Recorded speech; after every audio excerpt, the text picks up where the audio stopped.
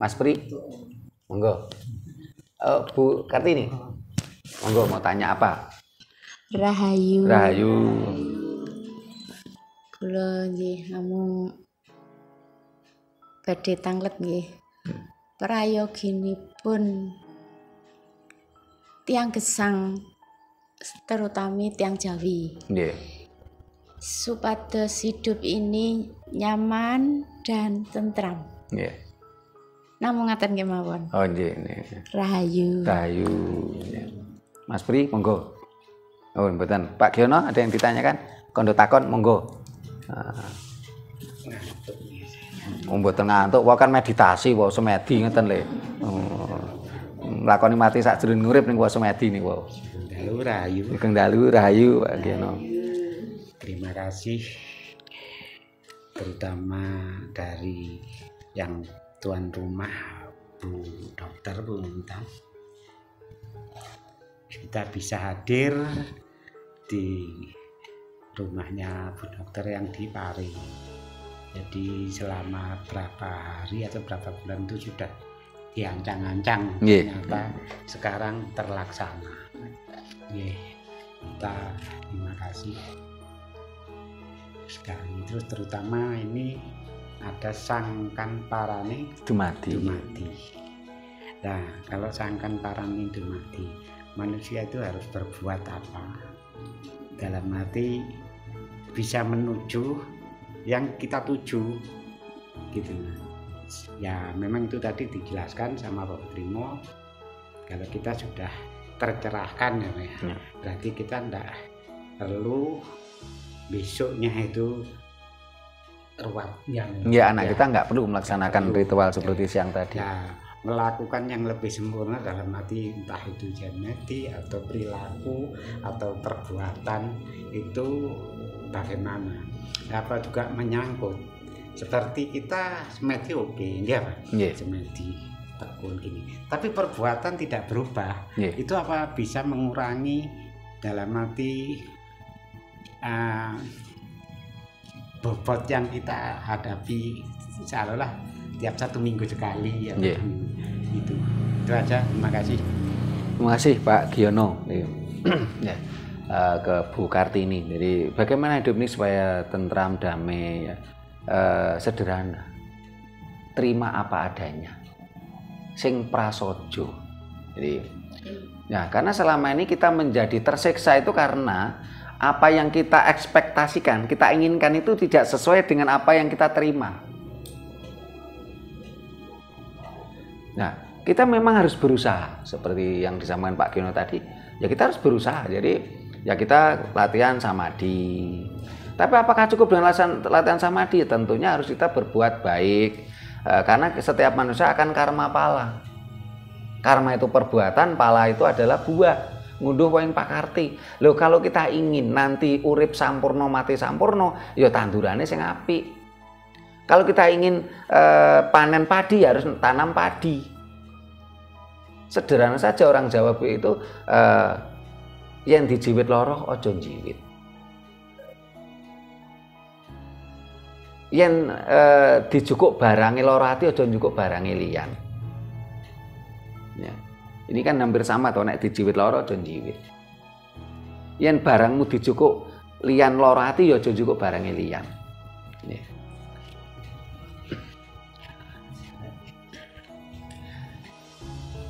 Termasuk hal-hal lain lah, pokoknya kalau kita ini mendengarkan kata-kata kotor itu sakit hati, ya kita jangan ngomong kotor kepada orang lain. Kita selalu berupaya itu. Kalau kita ingin memiliki anak yang baik, ya, anak yang berbakti, tentunya harus kita didik mulai kecil. Nah, saat ini mohon maaf ya, pendidikan generasi muda kita ini kan agak kacau saat ini. Dari pihak pemerintah ya, ketika pada masa-masa keemasan, ketika anak itu sedang keinginannya begitu kuat, sampai ketika anak itu sambil berangkang ada kotoran aja dimakan karena keingintahuannya. Ini kan masa-masa keemasan. Seharusnya pada masa-masa keemasan ini antara usia PAUD sampai kelas 2 SD ini entah itu orang tua, entah itu guru ini membimbing, memotivasi sang anak itu mengeksplor. Tapi kenyataannya saat ini pemerintah ini melakukan kesalahan besar. Anak-anak di masa keemasan tadi bukannya diberi motivasi, dibina untuk mengeksplor, malah dimatikan dengan dogma. Mulai PAUD anak-anak kita dijejali dengan dogma. Entah itu dogma Dayo maupun dogma lokal. Sementara dogma itu mematikan nalar. Loh, kalau anak kita sudah kita matikan nalarnya, ya jangan berharap nanti kalau tuanya, kalau dewasanya itu dia kreativitas, mandiri. Ya paling ya cuman jadi budaknya bangsa lain gitu loh. Kita salah memberikan investasi karma pala pada anak-anak kita. Belum lagi mohon maaf ya, banyak orang tua yang tidak mau mendidik dan membina anaknya. Yang penting anaknya dikasih duit. Entah itu anaknya itu dicarikan pembantu, entah itu anaknya itu mohon maaf dia bekerja sampai ke luar negeri ya. Padahal kasih sayang ibu kepada anak itu kan tidak tergantikan gitu loh. Walaupun ibunya pergi ke luar negeri, ke Hong Kong, Taiwan, setelah itu anaknya dikirimi duit terus. Emang kasih sayang ibu bisa tergantikan dengan duit? Tidak bisa. Akhirnya jangan salahkan kalau nanti anak-anak kita itu kurang berbakti pada orang tuanya. Kurang mandiri karena tadi otaknya sudah dimatikan oleh dogma tadi. Nah, kalau sudah seperti itu, ya kita kan harus berupaya dengan baik. Nek wis berusaha dengan baik kok tetap ya kita tidak mendapatkan buah yang manis, karma pala yang baik, ya kita nerima yang pandum. Kita nerima apa adanya supaya uripku tentrem ora angah-angah. Tetapi nerima yang pandum ini nompo apa anane tadi diletakkan di belakang. Jangan sampai nerima pandum itu diletakkan di depan. Kalau nerima yang pandum diletakkan di depan ya orang tidur aja. Ya, berdoa nganti brebes mili duitnya ora metu. Ya. Ya. Katanya Bu Nani, loh saya ini bisa makan karena saya tuh dapat uang pensiunan gitu loh. Bukan karena doa. Saya nggak berdoa pun uang pensiunan tetap dapat gitu loh. Nah, kenapa saya dapat uang pensiunan? Karena waktu itu saya sinau sekolah sing tenanan, terus saya mau jadi lulus di RSPG jadi honorer sekian tahun. Ini kan proses karma. Akhirnya dapat pala pensiunan. Aku ora ndonga ki yo oleh duit iki lho. Coba para pensiunan nggak usah berdoa, apa tetap dapat gaji dari pensiunan nggak tetap dapat.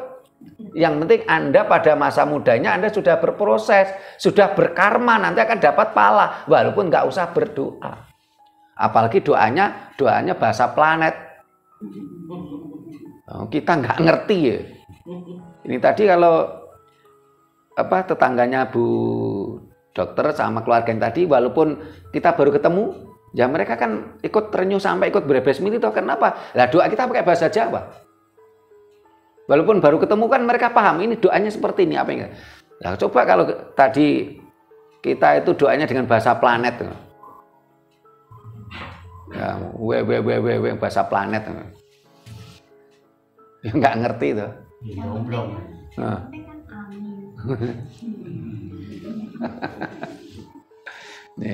Nah, sehingga kuncinya untuk hidup ayam tentrem menerima yang pandum.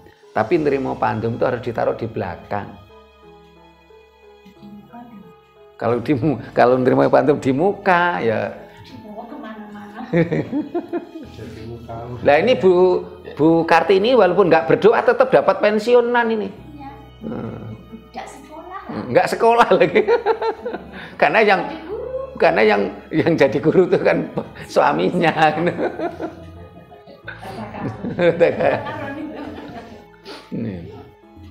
Terus jadi kita tidak hanya sekedar samadhi, tetapi kita harus tetap karma pala ya. Kalau kita ingin panen padi ya harus tanam padi gitu loh ya. Jangan harap kita ingin panen padi kalau kita nggak berproses, nggak tanam padi gitu loh. Tanam dan dipupuk, Pak. Nggih, berproses, nanam, dipupuk ya macam-macam. Nggih. Nah, nih ada lagi yang mau disampaikan ini. Oh, Bu Nani, monggo. Ini nanti mumpung ada Bu Kartini, nanti penutupnya saya suruh nembang nanti untuk penutupnya. Silakan Bu Nani, mau ada yang konotkan apa?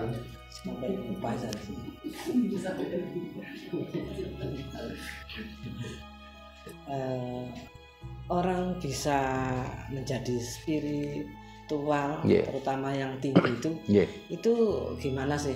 Apa itu ada sekolah tertentu atau pembelajaran tertentu? Apalagi tadi saya mendengarkan bahwa kematian itu bisa dinego. Kemarin kita pernah membahas tentang mengapa manusia sekarang cenderung berusia pendek, terutama laki-laki yang meninggal duluan. Nah, kalau spiritual tinggi itu buahnya dan di tetangga saya semua bapak-bapaknya, Pak. Cucu jandanya itu bisa tahu. Ya, saya teruskan gitu. Umpama dari sekian orang itu banyak spiritual tinggi dan bisa menego. Nah, saya kira itu janda-janda itu tidak banyak seperti ini, mohon maaf, dan bisa teratasi. Itu bagaimana itu? Mohon dijelaskan kok bisa orang bisa menjadi spiritual itu. Matur nuwun, ngapunten. Ada lagi mau ditanyakan Mbak Miranda, Bu Dokter? Oh, Bu Miranda, sebentar Pak Ki, ada waktunya. Rahayu. Berarti yang saya tangkap Romo, berarti manunggaling kawula Gusti niku adalah salah satu cara untuk sangkan paraning dumadi nggih. Untuk menuju manunggaling kawula Gusti, nggih, jadi sangkan paraning dumadi iya nggih. Ngoten nggih. Terus yang kedua niku selagi masih hidup nggih, lek saged mboten usah ngrepoti sing tasih urip ngoten lho Romo, maksud lek mangke sampun nganu ngoten dadose nggih tercerahkan ngoten nggih Romo, kesimpulan dari nganu nggih. Matur nuwun Romo Rayu. Nggih Rayu.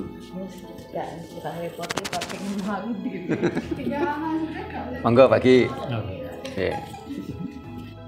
Ya, ini nggak usah Bapak Trimo yang menjawab, yang bersangkutan itu laki-laki itu khusus saya mewakili. Kenapa kok cepat meninggal? Ya nggak meninggal gimana? Sebagai kepala rumah tangga satu ya. Kurang ini, mek. Kurang ini, mek. Tangi kawanan turu tok, mek. Kurang ini wek sampai Lombok kene sak kecap ono 5 kecap. Kene 2 kecap ono 10 kecap. Nah, akhirnya laki-laki itu kan simpel. Nggih. Timbangane keker meneng. Lah meneng niku ngempet akhire napa? Nggih niku siji nyawane niku gak kerasan. Nah, disitulah dampak. Soalnya napa? Ngeluh ten cinta. Nggih, sebagai kepala rumah tangga. Mangke nek diluluwe ya jane itu wajibane. Nah, ya itu suatu fakta, tapi itu ya memang harus introspeksi laki-laki juga kan gitu. Terus nek apa maneh salah, enggak salah ini wis dadi salah. Jadi sasaran salah. Lah di cinta. Jadi ibaratnya semua ini wis krisin, ngoten lho. Mbok tinggal pangane mboten jenjang. Itu. Lah niku. Bener ya salah, gak bener salah. Engko nek kene tantangane sing anu ya kewajibane. Nah, itu. Dan itu. Nggih, ampun Nggih. Sekarang kita kembali ya wong welanane ngalah, Bu. Ngalah geger timbangane ngalih. Engko hargane luwe, nggih luwe kliti-kliti mulih. Kowe malih. Ya dadi metu kiwa mlebu tengen. Ya, Mboten kualik mlebu mlebu tengen metu kiwa. Nggih. Pakai kualik kaya wau Gunung Guntur ya. Nggih. Nek diwale ya. Nggih. Nah, makanya coba ini disikap itu dirubah. Nanti kan mau apa urip? Kan harap urip. Bapak menawi pengen awet urip, jangan didengarkan. Tidak bisa, kita punya telinga, Bu. Dan lagi kita punya ya. Nggih nek sing bener nggih dadi bolot nih. Dadi bolot niku enak. Omongane nggih, omongane kono ngalor kene ngidul, ngoten lho. Dadi hitungane kan saliwang.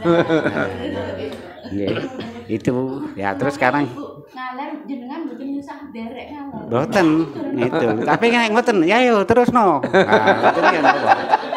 Terusno lah ngoten niku. Lah niku sing susah. Lah niku. Jadi kita itu serba. Jadi serba itu nggih ngempet. Terus nggih digawe bener nggih bener ya. Nggih. Memang itu suatu apa? Kalau mobil itu rem. Nggih. Tapi gak ono koplinge. Lah niki metik kabeh. Ya repot ah, balik-balik direm. Dadi gase banter ngeden. Ya di sini akhirnya boros nyawone. Nggih, ngopos. Ya sekarang kembali ke itu tadi intermezzo. Iya. Nah, ini kalau itu didengarkan, diresapi betul ya monggo. Kita diskusikan para janda-janda atau terutama yang masih utuh. Memang betul Bapak, itu sepengetahuan saya para cewek kebanyakan itu ming. Ya nggih. Nggih. Salang ming, Ya. ming.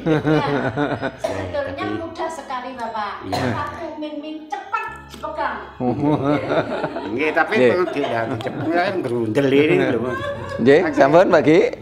Nggih. Nggih. Pun niku malah intine malah lali. Nggih, sampun. Nggih, matur nuwun Pak Ki. Nggih, matur nuwun Pak Giono. Nggih. Tadi Bu Nani apa benar misalnya kematian itu bisa dinego ya. Terus ini bagi orang yang spiritualnya tinggi. Kata spiritual ini kan bahasa asing. Dari kata spirit itu jiwa. Ya. Bagaimana jiwa kita atau sukma sejati kita ini mampu berkomunikasi dengan sukma kawekas.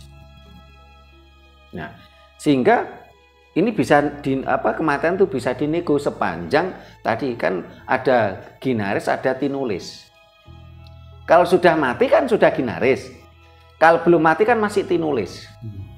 Kalau namanya tinulis itu kan masih bisa dinego. Dinego secara spiritual maupun dinego secara medis. Dalam artian apa? Saat ini dengan kecanggihan medis ya. Ini kan banyak berita misalnya orang sakit pun bisa disembuhkan. Ini kan termasuk nego. Ketika orang sakit ya misalnya tidak nego, tidak ditambani kan ya cepat meninggal. Ini kan termasuk dalam kategori nego. Kematian. Ini secara medis kita lihat. Walaupun saat ini medis itu semakin canggih, tapi yang kita heran, yang perlu kita renungkan, yang kemarin jadi bahasan kita di kenapa usia manusia sekarang cenderung pendek. Padahal ilmu teknologi teknologi medis semakin tinggi. Gizi katanya semakin baik, bahkan ada program stunting. Gizi itu diperbaiki oleh pemerintah, tapi kenapa? Katanya gizi semakin baik, tapi kok kematian ini usia itu pendek. Sehingga saya jadi teringat ya, ketika suatu daerah tidak ada menteri kesehatan, tetapi masyarakatnya sehat semua, yang sakit itu sedikit.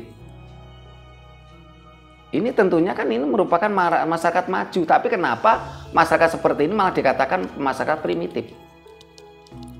ada kesalahan yang dilakukan oleh pemerintah kita. Dulu masyarakat kita ini kan sehat. Di suatu daerah itu nggak ada dokter, nggak ada puskesmas waktu itu. Masa kecil saya itu nggak ada puskesmas. Tetapi masyarakat tadi sehat. Angka kematian kecil. Loh, ini malah dikatakan masyarakat primitif. Ini kan kesalahan pemerintah kita. Setelah itu tenaga medis diperbanyak. Puskesmas diperbanyak. Dan ini semuanya kan duit. Duitnya lari kemana? Ke kapitalis. Kenapa? Karena konsep medis di negara kita ini mengacu dari barat. Untuk mendidik seorang dokter, ya, ini butuh miliaran rupiah. Yang mengacu pada ilmu medis dari barat. Setelah itu tadi dokter memakai peralatan juga dari barat. Dokter membuat resep dengan obat Big Pharma juga dari barat. Kesalahan besar dilakukan oleh pemerintah kita. Seharusnya bagaimana ketika ada suatu masyarakat, ya, zaman dulu ya, nggak ada dokter, nggak ada puskesmas, tapi masyarakatnya sehat. Ini seharusnya yang dicontoh ini gitu loh. Nah, saat ini kan namanya apa istilahnya rumah medis ya, mulai dari klinik, puskesmas, mulai dari praktek dokter ini sampai ke pelosok-pelosok. Tapi angka kematian tetap tinggi, angka sakit tetap tinggi. Ya. Dan itu begitu juga terkait dengan pangan kita. Dulu suatu daerah di masyarakat kita, ini nggak mengenal Menteri Pertanian, nggak mengenal PPL, tapi masyarakat tadi kecukupan pangan. Dulu masa kecil saya di desa saya itu nggak ada PPL itu, tapi lumbung padinya full, masyarakat tidak kekurangan. Loh, seharusnya kan ini yang dijadikan contoh. Tapi setelah itu kena program Orde Baru, petani kita dibuat bodoh, harus nanamnya ini, harus pakai pupuk pabrikan ini, pakai pestisida seperti ini. Ini menjadikan tadi angka kematian semakin tinggi, usia pendek. Nah, bagaimana untuk negonya? Nah, dengan cara kita memberikan pencerahan termasuk nego.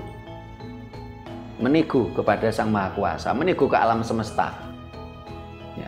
Selain itu, sepanjang manusia tadi mampu menyeimbangkan 4 analisis alam dalam tubuh kita, itu pasti hatinya ayem, awake sehat. Umurnya panjang.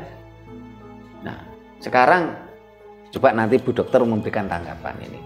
Kalau umpamanya orang sakit ya, pasti itu 4 anasir itu ada yang kurang.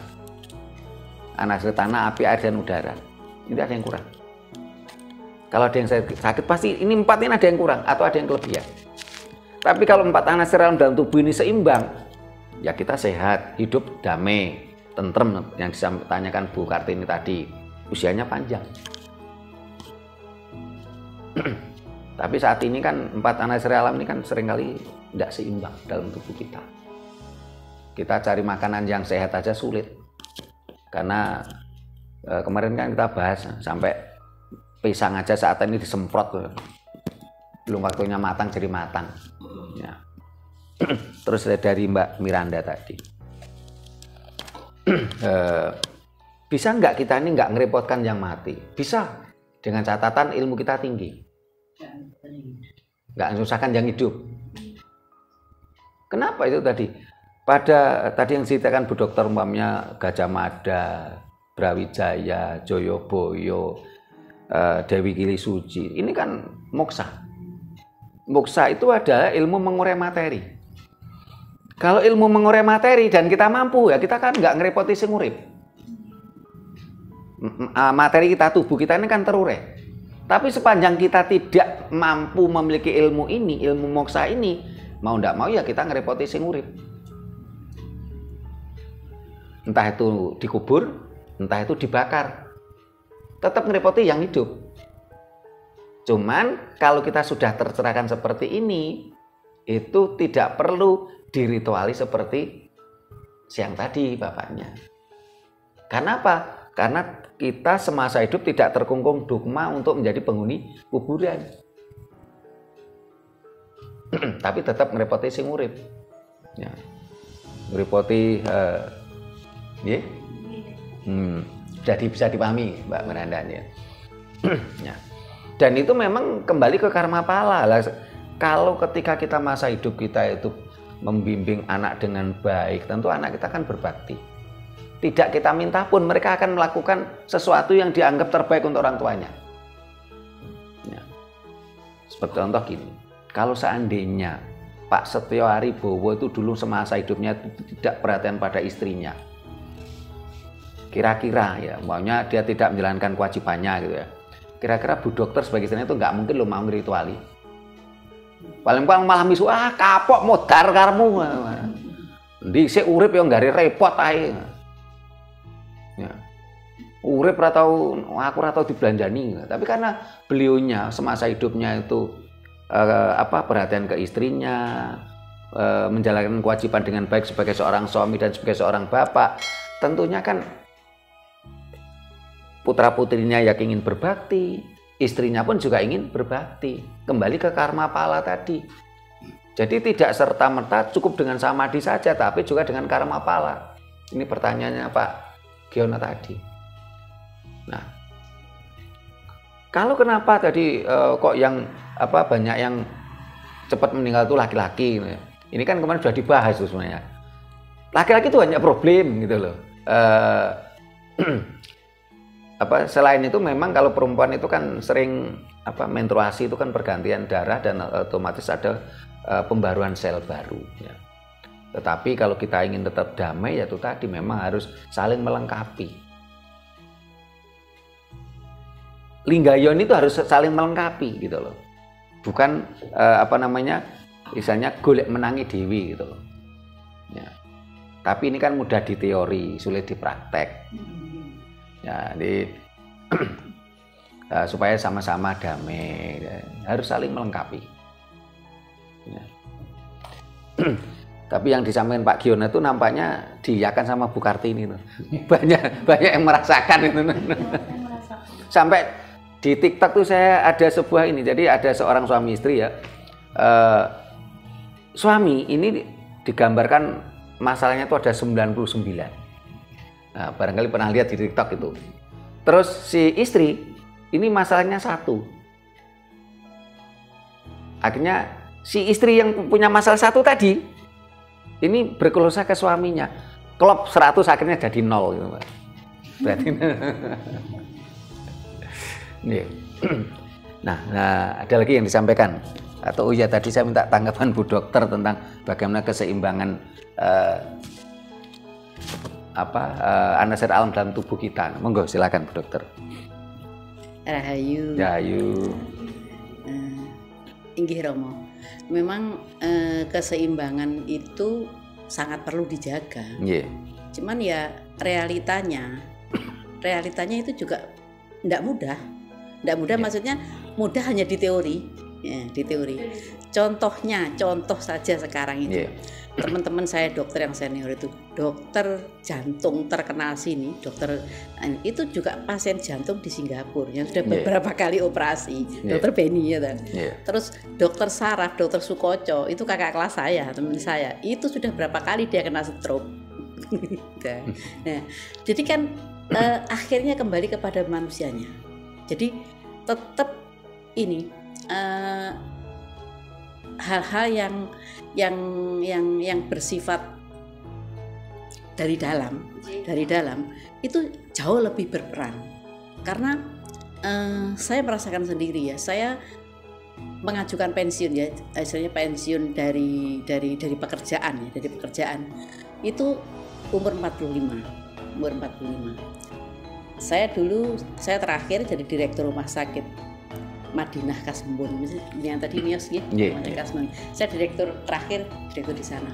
Itu saya mengajukan mengundurkan diri sebagai direktur dan sebenarnya dia masih menginginkan saya tetap jadi dokter di sana, jadi difigur walaupun nggak jadi direktur.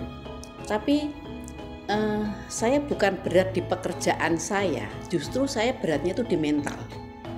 Makanya orang-orang yang notabene tanda petik dari masyarakat melihat orang itu yang enak, seperti contohnya ke dokter, kayak lawyer, notaris apa itu sebenarnya itu tingkat stresnya itu luar biasa besar dan stresnya itu dari luar.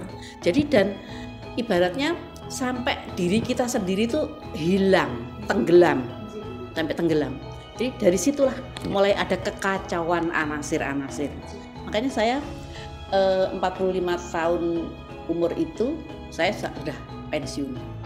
Pertimbangan saya di saat umur 45 saya masih bisa melakukan sesuatu. Akhirnya saya menerjuni trading dan salah satu persyaratan bukan seperti sekarang trading itu ayo guru saya itu saya harus memiliki latar belakang ekonomi. Jadi saya mengambil S2 itu riwayatnya hanya karena saya ingin belajar trading. Makanya saya sangat-sangat serius, saya totalitas karena saya sampai sebegitunya gitu loh, sampai sebegitunya. Nah, jadi ini sebenarnya saya itu tujuan utama saya untuk menghindari stres. Karena kalau saya trading, saya itu hubungannya hanya saya dengan market.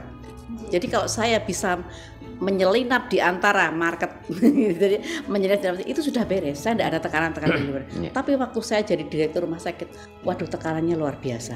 Jadi baik itu tekanan dari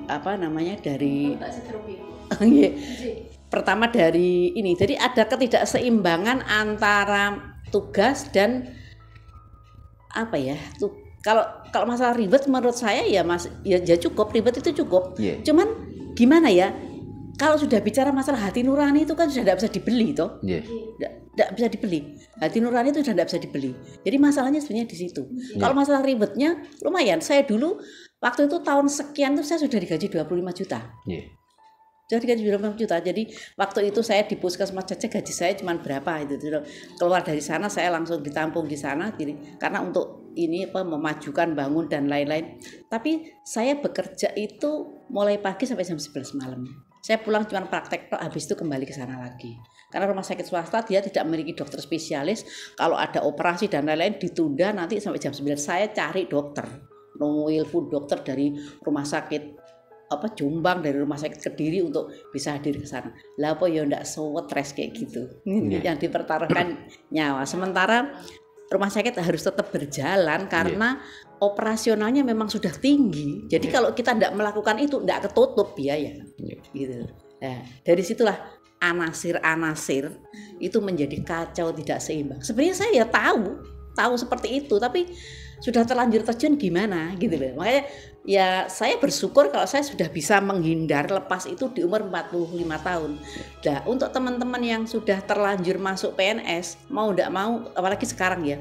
Sekarang ini kan yang namanya Menteri Kesehatan ya nuwun sewu, orang Menteri Kesehatan tapi nggak pernah jadi dokter. Jadi ya aneh begitu. Aneh banget gitu loh. Nah, itu apa nggak pelaksananya tuh stres. Pelaksananya itu loh yang stres itu loh, yang di uber kayak gitu. Jadi akhirnya ya itu tadi. Sebenarnya tahu kalau sakit itu karena anasir, tapi kita tidak mampu menghindar selagi kita masih dalam cengkeraman pihak lain luar.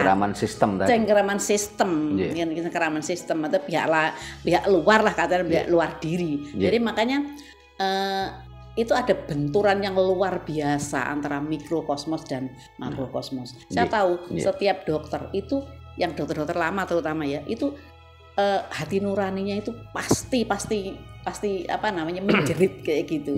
Tapi mau gimana lagi? Jadi sebenarnya bisa teorinya, cuman prakteknya ya seperti itu. Matur nuwun. Terima kasih Bu Dr. Bintorowati. Jadi memang keseimbangan alam itu penting. Keseimbangan 4 analisis alam dalam tubuh kita itu penting. Itu kunci kita hidup bahagia, damai, sehat, dan otomatis umur panjang. Kalau 4 analisis alam ini nggak seimbang ya tentunya akan banyak problem. Sementara memang bangsa kita sudah salah sistem kalau menurut saya. Dulu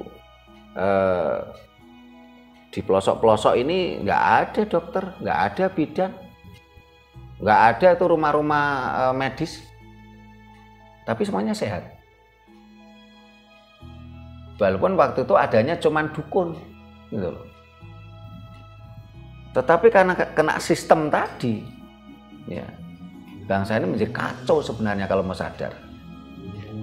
Sehingga saya jadi teringat kata-katanya Kang Deddy Mulyadi. Seharusnya dokter itu saat ini kacamatanya dibalik. Kalau dokter ditugaskan di sebuah kecamatan di puskesmas, targetnya semakin tidak ada orang sakit, gajinya dinaikkan. Jadi banyaknya orang sakit, banyaknya orang meninggal itu bukan sebuah pencapaian gitu loh. Jadi dibalik. Karena selama ini kan entah itu pemerintah, entah itu swasta, seperti ceritanya Bu Dokter tadi. Jadi penanganan pasien itu kan dibentuk digiring mindset menjadi sebuah pencapaian. Karena untuk nutupi biaya operasional.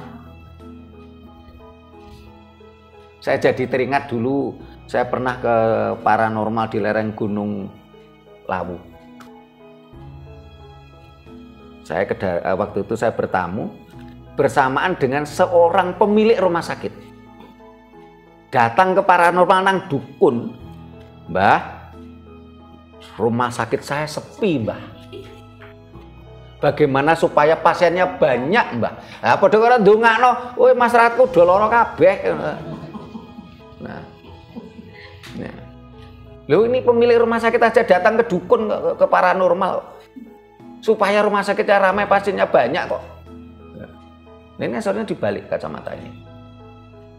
Ya, tenaga medis tetap digaji tinggi dengan syarat tadi pencapaiannya dibalik, bukan berapa jumlah pasien yang ditangani. Pokoknya semakin di suatu daerah yang jadi tanggung jawabnya tadi, semakin tidak ada orang sakit, semakin tidak ada kematian rendah, oh itu gajinya jangan cuma 25 juta, Bu, kalau perlu 50 juta nggak apa-apa. Dibalik, kita kembali seperti dulu nggak ada dokter, nggak ada rumah sakit. Ini harus dibalik pemikiran ini. Dulu ndak ada tuh dokter bidan, puskesmas ndak ada tuh poliklinik di desa-desa. Ini yang sakit sedikit ya. Nah ini agak menyimpang nih dari bahasan tadi. Sangkan paraning dumadi, bagaimana kita kembali ke Sang Maha Hidup. Tapi tadi sudah kita bahas bagaimana kita kembali ke Sang Maha Hidup. Karena untuk sangkan paraning dumadi, ini adalah merupakan proses manunggaling kawula Gusti. Bagaimana kita bisa manunggaling kawula Gusti kembali ke Sang Maha Hidup? Yaitu dengan cara melakoni mati sakjroning urip. Salah satunya dengan samadhi.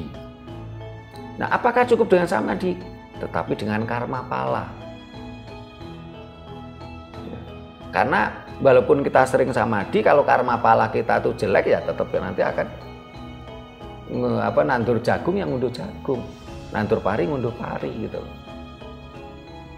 Nah, kalau kita samadhi harus telaten. Jadi saya sampaikan ke siswa-siswa samadhi ini kan harus telaten, sabar, continue ya. Jangan sampai hari ini masuk, minggu depan nggak masuk. Ya. Hari ini masuk, setelah itu 2-3 minggu nggak masuk. Nah, kan butuh rutinitas, karena yang namanya bayi lahir itu tidak mungkin lahir langsung berlari, butuh proses pelan-pelan, kesabaran gitu. Nah, pada waktu samadhi mripate jojo jelalatan, harus fokus pada diri sendiri ya. Pada napas nupus tanapas ya. Karena kalau mata kita jadi matanya terpejam, mulutnya mingkem, sehingga kita benar-benar mengkonsumsi oksigen. Tapi kalau mulut ini menganga gini kan otomatis kan yang masuk bukan oksigen. Yo nyamuk, yo karbon dioksida semacam-macam gitu loh. Ya. Bagi yang belum masuk di kelas samadhi ya, silakan daftar. Toh di Rakyat Prasaja itu semuanya serba gratis kok. Nah, ini ada lagi yang di kondotakon. Kalau enggak, Bu Kartini untuk penutup ini. Sedikit, monggo. Nggih. Cuma saya teringat itu orang tua saya. Orang tua saya itulah dia kelahiran dari Ponorogo, juga Jawa. Usia 90 tahun. Dia sebelum meninggal itu sudah pesan. Ada minta dispensasi karena ada tugas yang belum diselesaikan katanya gitu. Akhirnya dia sampai umur 90. Nah, kurang 2 bulan dia itu sudah firasat sama, kalau saya manggil kan mak itu. Mak saya itu gini, saiki latihan turu dewi. Latihan turu dewi. Ono apa sih wis latihan turu dewi. Akhirnya orang tua saya perempuan tuh nggak percaya, ono apa jangan-jangan korek gitu. Nah, akhirnya dia tidur kamar sebelah, dia susul, dia bilang ojo cedek-cedek aku. Panas. Tuh. Akhirnya terus saya juga gitu diam aja. Saya kira itu masalah apa, saya orang tua kan kita nggak ikut campur. Terus kurang 1 bulan dia ke hobinya burung kutut tuanya. Malah dibeli orang nggak boleh. Kurang 1 bulan tuh ada orang datang sendiri, otomatis itu Mbah burungnya ya wis gawonen iki tak mahari ta iya dikekno dijaluk dikekno. Akhirnya emak saya itu marah secara tidak langsung, biyen tuku ngoyo-ngoyo saiki ngono di kekekno didol ya ben lapo biyen dianu wis menti-menti ngoten. Lah akhirnya dia jawabannya gini, kowe engko gak iso ngrumat. Ya betul, ya di situ. Tapi dia tidurnya itu di jam 12 ke atas, malah saya enggak turu le. Oh nggih. Kedua, ketiga beliau itu kurang ya, misalnya nanti malam, pagi tadi siang, kok nek dolen aja ado-ado. Dolen ado-ado. Arek-arek sing anu pamawene. Ono apa sih? Ya engko tak kandhani. Akhirnya jam 12 malam tep dia ndak ada. Jadi makanya burung cuma dikasih 2. Wis tes. Nyingah loro. Kayak kenang-kenangan di situ lah. Ternyata memang betul kematian itu bisa dinego. Bisa dinego, minta dispensasi. Nah, tapi di sinilah kita ini orang namanya anak, kok tahu gitu kan minta warisan ilmu. Kan gitu ya, berhubung kita itu biasa nih ya kita cuek lah. Akhirnya dia sudah meninggal, malah meninggalnya di pangkuan saya. Itu ya di situ lah akhirnya saya tak balik lagi tuh, waduh berarti namanya getun ya. Di situ akhirnya ya apa, cuma ini sebagai apa ya, memang itu fakta, bukan katanya. Orang Jawa kalau mau itu, kalau asalkan seperti Bapak Timo, yaitu ilmu tingkat tinggi itu bisa. Tapi kalau zaman sekarang sudah bukan langka, sulit. Ya pengaruh macam-macam. Terima kasih Pak Giono. Jadi Pak Giono ini kan kondo, ini bukan takon, merupakan testimoni dari pertanyaannya Bu Nani bagaimana kematian itu bisa dinego. Banyak barangkali cerita-cerita yang bisa memberikan testimoni bahasanya memang kematian itu bisa dinego karena sepanjang belum ginaris baru tinulis. Sehingga tadi sekian tahun udah bilang ke istrinya tuh belajar turu dewi. Saya jadi teringat dulu simbah saya mengatakan begini, "Le, ojo kakean turu. Besok bakalnya awakmu turu selawase." Nah, kalau orang meninggal kan turu selawase. Nah, saat ini kan banyak orang yang suka makan kenyang dan tidurnya nyenyak, kekenyangan gitu loh. Kalaupun toh begadang, kadang-kadang begadangannya itu dengan hal-hal negatif seperti ke night club ya, mabu-mabuan ya. Nah,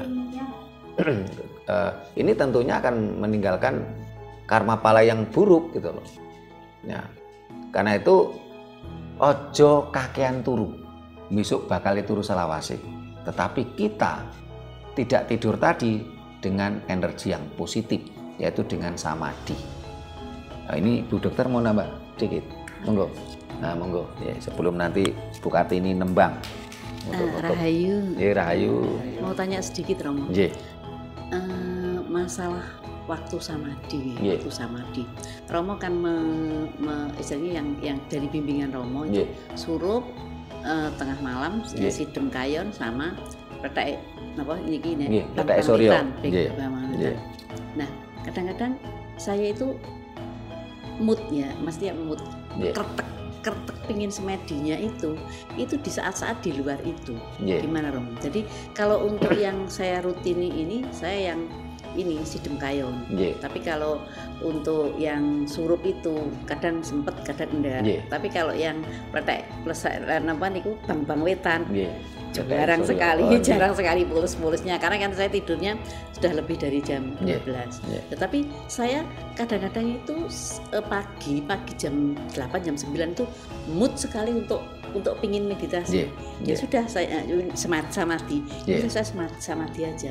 Kadang jam 3 sore jadi mau setelah bangun tidur mau mandi itu kok masih terlalu siang ya, itu saya mood juga. Itu gimana Romo, apa memang sirkadiannya saya itu seperti itu, apa memang istilahnya kerentek itu muncul sewaktu-waktu?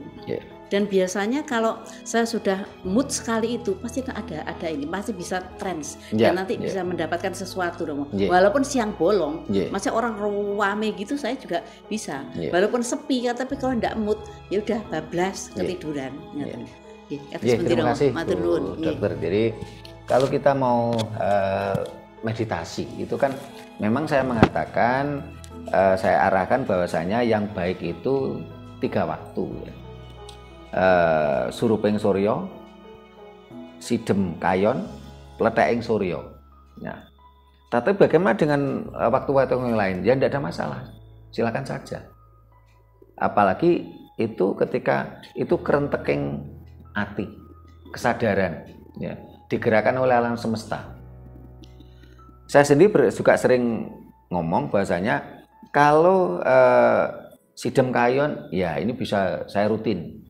Apalagi saat ini sering tiap malam itu Mas Anton itu nemeni saya sidem kayon. Kalau suruping suryo ini saya juga jarang karena kan kita semua bekerja, ya, ini yang sulit ya.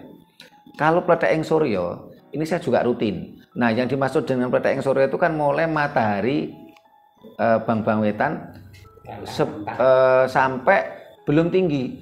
Kalau saya lihat itu kalau di tempat kita itu sampai jam 7 itu masih kategori ini matahari belum energinya belum begitu kuat seperti sekitar kalau jam 10 jam 11 sampai jam 2 gitu loh. Nah, kalau yang pagi saya juga rutin ya. Biasanya jam ya sekitar 6:30 jam 7 itu saya meditasi semedi sampai sampai secukupnya lah. Terus setelah itu bekerja, rutinitas saya berangkat kerja dari rumah itu kan sekitar jam 7:30 jam 8 berangkat kerja. Nih. Jadi apa yang disampaikan Bu Dokter tidak ada masalah, silakan. Jam 3 sore kok ada petunjuk suruh semedi ya semedi aja. Ya. Nah, para pemirsa yang saya hormati, demikian tadi obrolan kita, kondo takon kita, sangkan paraning dumadi dalam kurung. Bagaimana menuju atau kembali ke Sang Maha Hidup. Bagaimana sang daya hidup kita kembali bersatu ke Sang Maha Hidup. Bagaimana sang energi kita kembali ke Sang Maha Energi. Urip iku langgeng, hidup itu kekal. Yang tidak kekal adalah raga kita. Harus kita persiapkan mulai sekarang untuk bisa manunggaling kawula Gusti dengan cara apa? Nglakoni mati sajroning urip. Dengan cara samadhi itu pun juga berdampak yang lain apa? Hidup damai, rukun, bahagia, tubuh sehat. Karena kita mampu mengambil bayu murti Karena diakui atau tidak, selama ini banyak manusia yang bernapas dengan mulutnya. Entah itu dengan cara waktu kita bekerja, atau pas ngomong-ngomong gini kan secara nggak langsung kan kita bernapas dengan mulut kita. Banyak karbon dioksida masuk. Tapi kalau dengan samadhi, mulut ini tertutup, mata terpejam, kita samadhi, napas nupus tanapas, ini merupakan konsep dan teori untuk mencapai Manunggaling Kawula Gusti. Kembali sang daya hidup kita, sang sukma sejati kita, kembali kepada sang maha hidup atau sang sukma kawekas. Di situ kita menghirup Bayu Murti, esensi angin Bayu Murti. Kita tidak bernapas dengan mulut kita. Nah, ini akan ditutup oleh Bu Kartini Suroso mau nembang. Silakan Bu. Mingkar mingkur ing angkara akarana karnan marti siwi sinawang resmining kita sinupa sinu karta mrekertarta pakartining ilmu luhung kang tumrap ning tanah Jawa agama ageming aji jinejer ning widatama mretan kemba kembenganing pambuti mangka najan tua pikun yen tan mikani rasa yakti sepi asep polir sepah samun samangsane pasamuan kunyak kanyu ngleling semi. Terima kasih matur nuwun Bu Kartini Suroso. Nah, para pemirsa, demikian tadi bahasan kita sangkan paren dumadi bagaimana kita kembali ke Sang Maha Hidup. Bila mana ada kata-kata kami yang kurang berkenan, tata krama kami yang kurang memadai, kami mohon maaf. Terima kasih, sampai jumpa di kegiatan kita lainnya. Rahayu.